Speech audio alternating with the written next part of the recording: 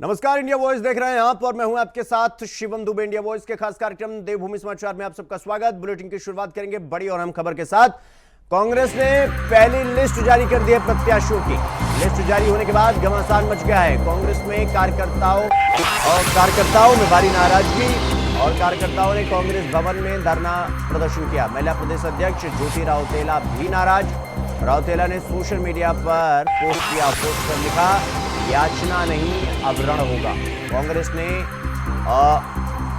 राउतेला के पोस्ट पर सफाई दी है और अपनी बात पार्टी फोरम पर रखें अध्यक्षा।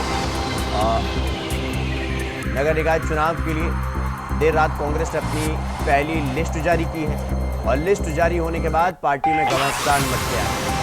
कांग्रेस में मचे घमासान के बीच कांग्रेस कार्यकर्ताओं की नाराजगी भी देखने को मिली और कांग्रेस भवन में धरना करते हुए नजर आए।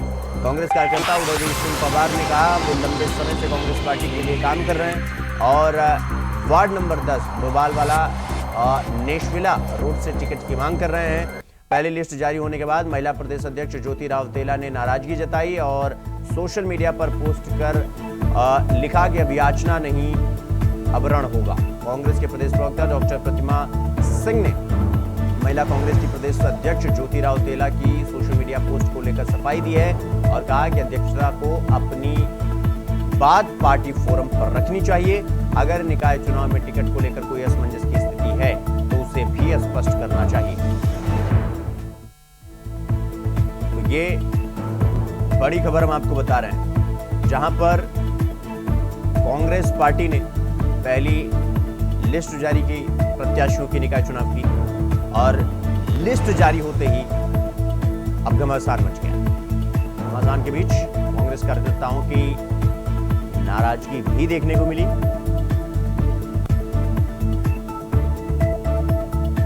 और कांग्रेस भवन में कांग्रेस के कार्यकर्ता प्रदर्शन करते हुए भी नजर आए। कांग्रेस पार्टी में मैं तो अब मुझे मजबूरन बोलना पड़ा, बड़ा दुख हो रहा है कि हम इतना काम कर रहे हैं। क्या यही है कि कोई चाटू कार्यकर्ता को तो कोई लास्ट में कोई मोमेंट में कोई टिकट लेने के लिए आ जाए? हम कह रहे हैं विधानसभा में हम टेबलें लगा रहे हैं, बस्ते हम लगा रहे हैं, लोकसभा में बस्ते हम लगा रहे हैं। प्रदर्शन हो रहा है, धरना हो रहा है, हमें फ़ोन किया जा रहा है, हमें सूचित किया जा रहा है कि आज भर धरना है, पुतला दहन है और हम आ रहे हैं। विरोध प्रदर्शन हम करने जा रहे हैं। आज राजभवन का घेराव है, आज मुख्यमंत्री का, आज सचिवालय घेराव है, हम आ रहे हैं। और जहाँ टिकट देने की बारी तो दूसरे व्यक्ति को उन्होंने विरोध जताया है। मुझे ये नहीं पता कि किन नामों पे उनका विरोध है, इसलिए मैं इस पे ज़्यादा तो नहीं बोल सकती। हाँ, सिर्फ इतना ज़रूर बोलूँगी कि हर व्यक्ति को अगर उसे पार्टी को मजबूती प्रदान करना है और उसे ऐसा लगता है कि पार्टी के किसी डिसीजन से वो आहत हुआ है या पार्टी को नुकसान होगा तो अपनी बात कहने का उसको अधिकार है। और ज्योति राउतेला जी ने भी मुझे लगता है अपनी उसी अभिव्यक्ति की आज़ादी का जो है उपयोग करके सोशल मीडिया पे पोस्ट लिखी है। और अब उनकी नाराजगी जो भी है वो वरिष्ठ नेतागण उनसे बात करेंगे, उसे दूर करने की कोशिश करेंगे।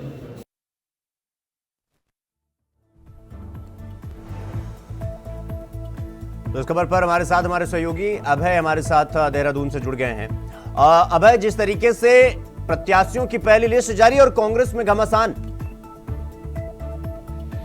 ये कह सकते हैं कि दोनों ही दलों में, लेकिन बीजेपी अनुशासनात्मक पार्टी कही जाती है, वहाँ पर संगठन में अभी भी ये कह सकते हैं कि जो वरिष्ठ नेतृत्व है संगठन का, वहाँ पर अनुशासन का डंडा चलने का ज़्यादा डर बीजेपी नेताओं को सताता है। इसलिए वहाँ पर विरोध इस तरीके का खुलकर सामने नहीं आ पा रहा है और ये विरोध तब ज़्यादा यहाँ पर हो सकता है जब मेयर प्रत्याशियों के भी नामों का ऐलान यहाँ पर कर दिया जाए, तब शायद कुछ बीजेपी में इस तरीके के विरोध प्रदर्शन वहाँ पर देखने को मिले।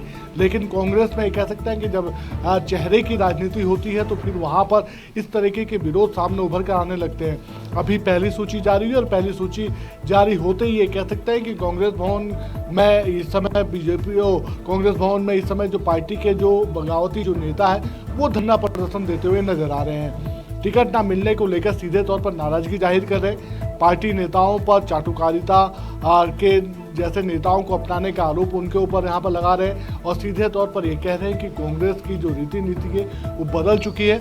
सिर्फ अपने चहेते नेताओं को ही खुश करने का काम यहाँ पर किया जा रहा है। और यही वजह है कि अब कांग्रेस का जो दूसरा कार्यकर्ता है, जिसे धरातल पर जनता के बीच में रहना है, कांग्रेस के झंडे डंडे को लेकर चलना है, वो अब इस चीज़ को बर्दाश्त नहीं कर पा रहा है और इसीलिए अपना विरोध प्रकट करता हुआ नजर आ रहा है। कांग्रेस में ये कह सकते हैं कि पहली सूची के बाद ही जिस प्रकार से विरोध प्रदर्शन उभर कर सामने आ रहे हैं, बगावती सूर यहाँ पर देखने को मिल रहा है, तो ऐसे में कांग्रेस का जो डैमेज कंट्रोल होना चाहिए था, जो नेताओं को जिम्मेदारी यहाँ पर दी जानी चाहिए थी, उसको देने में अभी कांग्रेस का जो संगठन है वो असफल होता हुआ नजर आ रहा है। बल्कि सफाइयों का दौर तो नेता देते हुए नजर आ रहे हैं। अभी भी पार्टी के जो वरिष्ठ नेता हैं वो सिर्फ दूसरी सूची जारी करने को लेकर मंथन कर रहे हैं। नेता प्रतिपक्ष सतपाल आर्य के जो आवास है वहाँ पर सारे दिग्गज नेता इस समय जुटे हुए हैं। तो अब जो पार्टी के संभावित प्रत्याशी हैं वो अपनी दावेदारी प्रस्तुत करने के लिए लॉबिंग करते हुए वहाँ पर नजर आ रहे हैं। लेकिन जिन सीटों पर टिकट की घोषणा यहाँ पर हो चुकी है,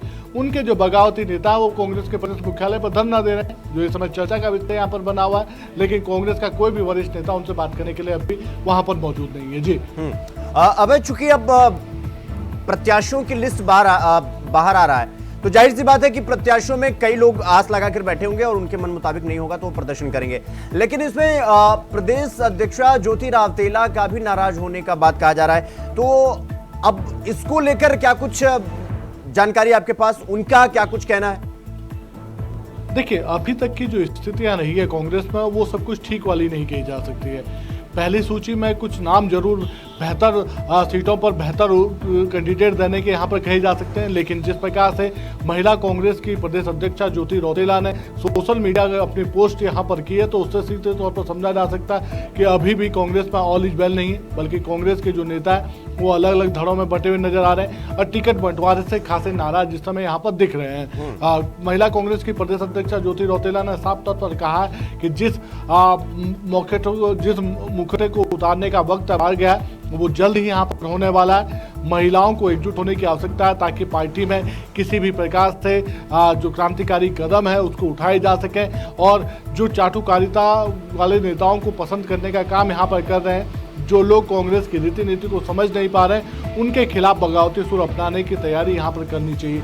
तो सीधे तौर पर इस बात का ऐलान है कि आने वाले दिनों में कांग्रेस के भीतर और बगावत यहाँ पर देखने को मिलेगी। जैसे ही टिकट यहाँ पर फाइनल हो जाएंगे तो कांग्रेस पार्टी के सामने दुविधाओं का जो अंबार होगा, जो परेशानियों की जो लिस्ट होगी, वो ज़्यादा बड़ी हुई नजर आएगी, क्योंकि एक तरफ चुनाव प्रचार को तेज करना होगा। ठीक है अभय, मैं आपके पास आऊंगा अभय।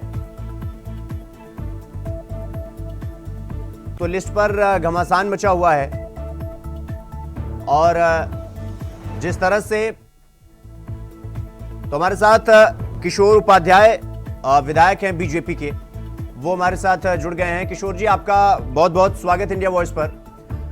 किशोर जी, प्रत्याशियों की लिस्ट तो जारी हो गई, आपकी भी और आपके विपक्षी दल की भी, लेकिन ये कहा जा रहा है कि भाई उनके यहाँ लोकतंत्र है इसलिए उनके यहाँ थोड़ी सुगबुगाहट दिख रही है, आपके यहाँ सब दबा दिए गए इसीलिए आपके यहाँ क्या कोई जिक्र ही नहीं हो रहा है? कैसे बात कर रहे हैं? दबा दिए गए? कहाँ दबा दिए गए? धरती तो यही है और हम लोग तो सनातन धर्मी हैं, इसमें कब्र उब्र में विश्वास रखते नहीं है।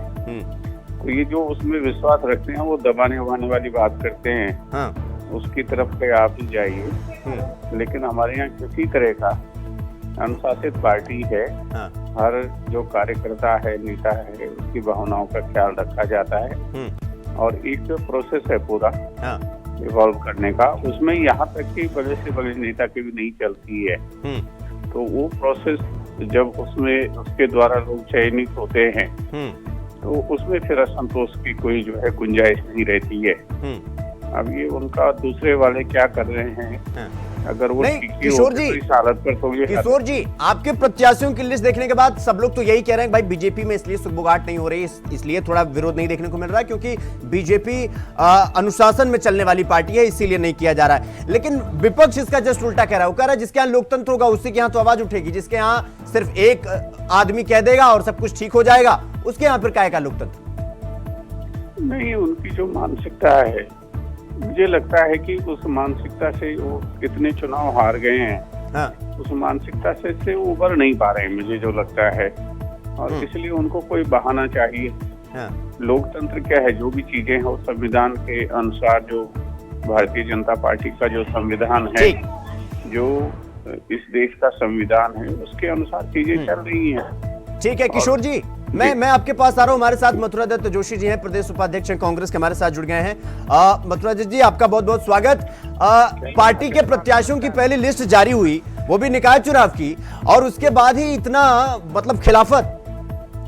देखिए, कहीं कोई खिलाफत नहीं है। अगर किसी ने कोई बात कही भी है तो पार्टी के भीतर कही है, और पार्टी में लोकतंत्र है, बोलने की हमारे यहाँ आजादी है, और उसका भी समाधान करेंगे। जब उम्मीदवारों की घोषणा हुई है, स्वाभाविक बात है, इतनी बड़ी पार्टी है और सबके टिकट हो रहे हैं, हर हमेशा होता है, कोई नई बात नहीं है। हम इसको कहीं अन्यथा नहीं लेते, हम उन कार्यकर्ताओं का भी सम्मान करते हैं। अगर किसी कार्यकर्ता की कोई भी नाराजगी होगी तो निश्चित रूप से उसको दूर करने का प्रयास किया जाएगा। मथुरा जी देखिए, अगर पार्टी का जो प्रत्याशी होना चाहता था, जिसको जगह नहीं मिल पाई, अगर वो करे तो समझ में आता है, कार्यकर्ता करे तो समझ में आता है। आपकी महिला प्रदेश कांग्रेस की प्रदेश अध्यक्ष ही कह रही है कि अब याचना नहीं है, वरण होगा, इसका क्या मतलब? नहीं, अरे उसकी अपनी फेसबुक की पोस्ट है, कोई याचना नहीं, अच्छी बात है। वो तो पूरे चुनाव में करी हो तो भाजपा के साथ रण होगा। उन्होंने क्या गलत डाला है? उसने कहा याचना नहीं, हम भाजपा के रण होगा मैदान में, और भाजपा के मुकाबले लड़ेंगे, और भाजपा को उत्तराखंड की सीमाओं से बाहर खदेड़ने का काम करेंगे। उन्होंने पार्टी के लिए कहाँ लिखा कि पार्टी के भीतर रण होगा? उन्होंने कहा अब तो रण मेरी बच चुकी है, रण का मैदान सज चुका है, अस्त्र शस्त्र सब उठाने की जरूरत पड़ रही है, और उठाएंगे और भाजपा के खिलाफ लड़ेंगे सब लोग मिलकर। अच्छा, नहीं मथुरा जी, मेरा एक सवाल ये था कि मतलब आप ही के साथ में, मतलब ये किशोर जी की भी पार्टी के प्रत्याशियों के नामों का ऐलान हुआ, लेकिन उनके यहाँ तो ऐसा कुछ हुआ नहीं। उनके यहाँ तो भाई सब कुछ शांत। देखिए, भाजपा में आंतरिक लोकतंत्र बिल्कुल समाप्त है। कोई बोलता है, कल आपने देखा आपके हमारे पूर्व मंत्री हैं, किस तरीके की बातें कर रहे हैं, अखबार के आप देख लीजिए, कहते हैं कि मुझे ठिकाने लगाने का प्रयास हो रहा है। कहाँ नहीं होती है बातें पार्टी में? पार्टी है, दो दल चलते हैं, उन दलों में थोड़ी बहुत खटपटाहट भी होगी, आदमी अपनी बात कहेगा भी। भाजपा को अपने अभी देखेगा क्या होता है। अभी तो लिस्ट आई है भाजपा की, अभी देखना आप शाम तक कितना बड़ा हंगामा और कितनी बड़ी सिरबतोबल होती है भाजपा। अरे बाप रे, किशोर जी सुन रहे हैं आप? अभी आपके यहाँ वेट एंड वॉच है, मतलब आपके यहाँ भी होगा, और याचना नहीं है, वरण होगा, मतलब खुला ऐलान हो गया है। और जैसा कि मैंने कहा कि आपके यहाँ आंतरिक लोकतंत्र नहीं है, ऐसा कह रहे हैं मथुरा दत्त जी। नहीं, जोशी लोगों का क्या है, मंत्रा जी जो हैं, जोशी हैं, भविष्य उनको दिखाई देता है, लेकिन वो कांग्रेस का और अपना भविष्य नहीं देख पाए। इसलिए जो है उस पर मेरे ख्याल से अगर वो आत्मचिंतन करे कांग्रेस पार्टी, तो मेरे ख्याल से ज्यादा ठीक रहेगा उनके लिए भी। इस प्रदेश में, इस देश में एक सशक्त विपक्ष की आवश्यकता है, और वो अपनी भूमिका निभाने में बिल्कुल जो है सफल रहे हैं। उनको आत्मचिंतन, आत्ममंथन करना चाहिए, और इस प्रदेश के जो हित हैं उसके बारे में बातचीत करनी चाहिए, और सरकार के साथ सहयोगात्मक रवैया अपनाना चाहिए। जिस तरह से पुष्कर सिंह धामी जी और हमारे प्रधानमंत्री नरेंद्र मोदी जी उत्तराखंड के हितों के प्रति चिंतित हैं, तो उससे जुड़ेंगे तो ज्यादा ठीक रहेगा। बोलने के लिए तो हम कुछ भी कह सकते हैं, लेकिन वो खुद जानते हैं कि क्या स्थिति है। और मेरे साथ तो उन्होंने बहुत लंबे समय से हम लोगों ने काम किया है, दोनों ने मिल करके, वो जानते हैं। अब पार्टी की बात है तो उनको कहना पड़ रहा है, लेकिन वो स्थिति वो भी देख रहे हैं। उन्होंने बहुत सशक्त कांग्रेस को भी देखा है, और एक बिल्कुल मृतप्राय कांग्रेस को भी देखा है। तो अपने नेताओं को अगर वो सद्बुद्धि देने का काम करें तो मेरे ख्याल से ज्यादा उचित होगा। हमारे यहाँ किसी तरह की कोई परेशानी नहीं है, और हम निश्चित रूप से सारे के सारे निकाय, निगम और सब जीतने जा रहे हैं। ठीक है किशोर जी, बहुत बहुत धन्यवाद आपका। मथुरा दत्त जी, आपका भी बहुत बहुत धन्यवाद समय देने के लिए और हमसे बातचीत करने के लिए। तो अभय हमारे सहयोगी हमारे साथ जुड़े हुए हैं। अभय, जिस तरीके से दोनों नेताओं का ये कहना है कि भाई अभी तो हमारे यहाँ चलिए सुख बुगाहट दिख गई, इनके यहाँ आंतरिक लोकतंत्र ही नहीं है, आरोप प्रत्यारोप हो रहा है। आपने भी जिक्र किया कि आगे हो सकता है ऐसी चीजें हो जाए बीजेपी में, लेकिन चूंकि बीजेपी अनुशासन में रहने वाली पार्टी है इसलिए उनके यहां कोई सुगबुगाहट नहीं दिख रही। क्या होता हुआ यह दिखाई देगा बीजेपी में भी, या बीजेपी जो तय कर दिया वो फाइनल और उसी प्रत्याशी के लिए सब मिलकर काम करेंगे?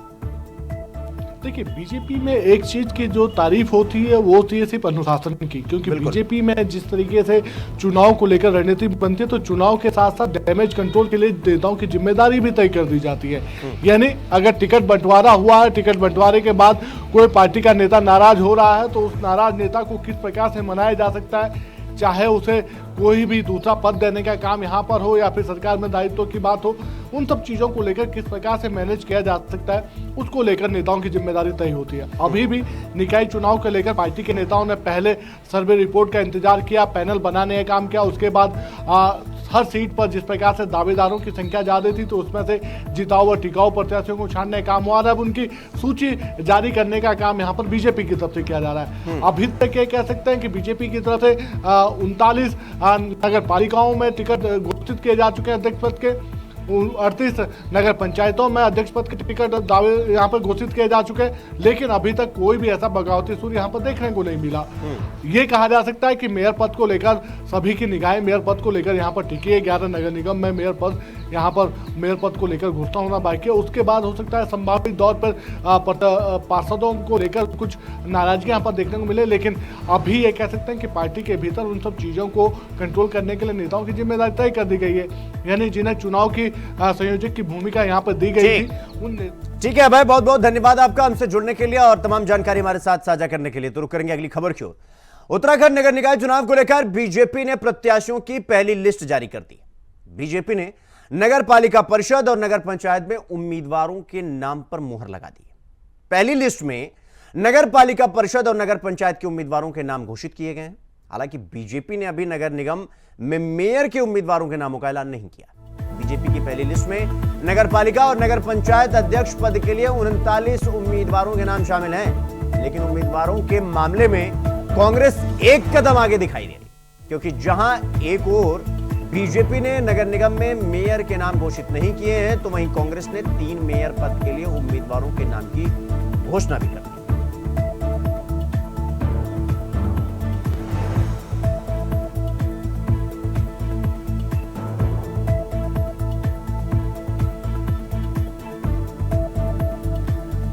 तो आपको बता दें कि रानीखेत से चिड़ियानौल से मदन सिंह कुरबाबी, चंपावत से प्रेमा पांडे प्रत्याशी नगर पालिका के, नैनीताल से जीवंती भट्ट को नगर पालिका प्रत्याशी चुना गया है इस बार, रामनगर से मदन जोशी प्रत्याशी बनाए गए, तो खटीमा से रमेश जोशी। तो उत्तराखंड में नगर निगम चुनाव को लेकर सरगर्मियां अब तेज होने के साथ ही बीजेपी ने देर रात नगर पालिका परिषद नगर पंचायत के उम्मीदवारों की पहली सूची जारी कर दी। हालांकि अभी नगर निगम को लेकर संशय बरकरार है। बीजेपी प्रदेश प्रवक्ता हनी पाठक का कहना है कि बीजेपी कार्यकर्ता आधारित पार्टी और पार्टी में सभी का निर्णय लेना बहुत जरूरी होता है। उन्होंने कहा कि बीजेपी चुनाव को लेकर पूरी तरीके से तैयार है और नगर निगम प्रत्याशियों को लेकर जल्द ही लिस्ट को सार्वजनिक किया जाएगा।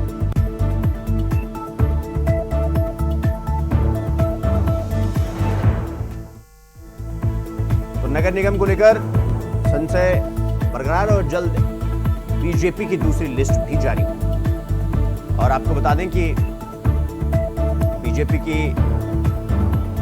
प्रदेश प्रवक्ता हनी पाठक कह रही हैं कि बीजेपी जो है वो कार्यकर्ता आधारित पार्टी है और सबका फीडबैक लिया जाता है, सबसे रायशुमारी की जाती है, सबसे बातचीत की जाती है और उसके बाद ही प्रत्याशी के नाम का ऐलान होता है। तो 39 प्रत्याशी की पहली लिस्ट जारी हो गई। तो वहीं दोनों पार्टियां अपने अपने जीत का दावा कर रही हैं। कांग्रेस पर बीजेपी ने निशाना साधा। बीजेपी प्रदेश प्रवक्ता कमलेश रमन ने यह कहा कि इस बार जनता भाजपा के द्वारा किए गए विकास कार्यों पर मुहर लगाने जा रही है और जहां तक कांग्रेस की बात है कांग्रेस को पहले खुद में आत्ममंथन करने की जरूरत है, क्योंकि कांग्रेस के पास ना तो विजन है, ना नियत है और ना ही नीति।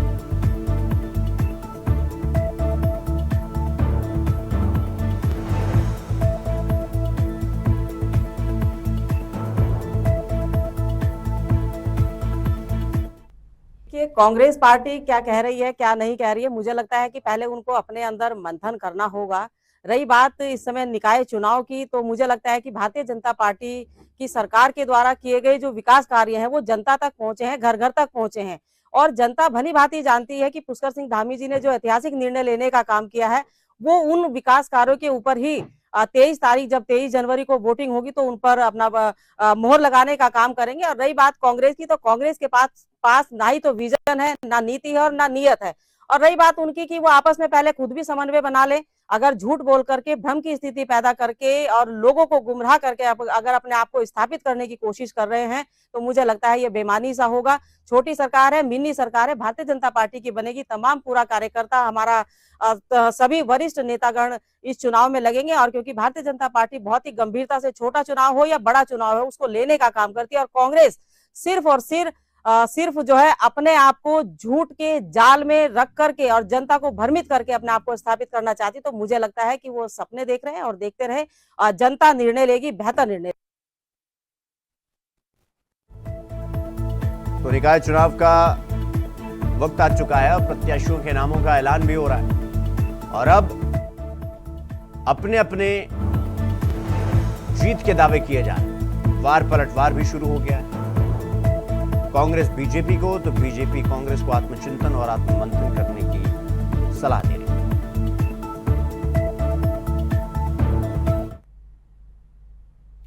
तो उत्तराखंड में भारी हिमपात का अलर्ट और मौसम विभाग ने जारी किया है। 27 और 28 दिसंबर को राज्य के ऊंचाई वाले इलाकों में भारी बर्फबारी की चेतावनी जारी की गई। नैनीताल, अल्मोड़ा, उत्तरकाशी, रुद्रप्रयाग, पिथौरागढ़, चंपावत, बागेश्वर, चमौली, देहरादून के ऊंचाई वाले इलाकों में बर्फबारी होगी।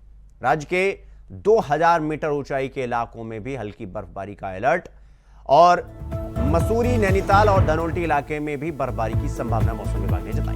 मौसम विभाग निदेशक ने अलर्ट जारी किया है और केदारनाथ धाम में कड़ाके की ठंड को देखते हुए मजदूर लगातार वापस लौटने लग गए हैं और इससे कार्य योजना की रफ्तार अब सुस्त होने लगी है। डीडीएमए अधिशासी अभियंता विनय झिंकवान ने बताया कि केदारनाथ धाम में मौसम दिन प्रतिदिन ठंडा होने लगा है। तापमान -15 डिग्री से नीचे जाने लगा है। आने वाले दिनों में बर्फबारी के आसार।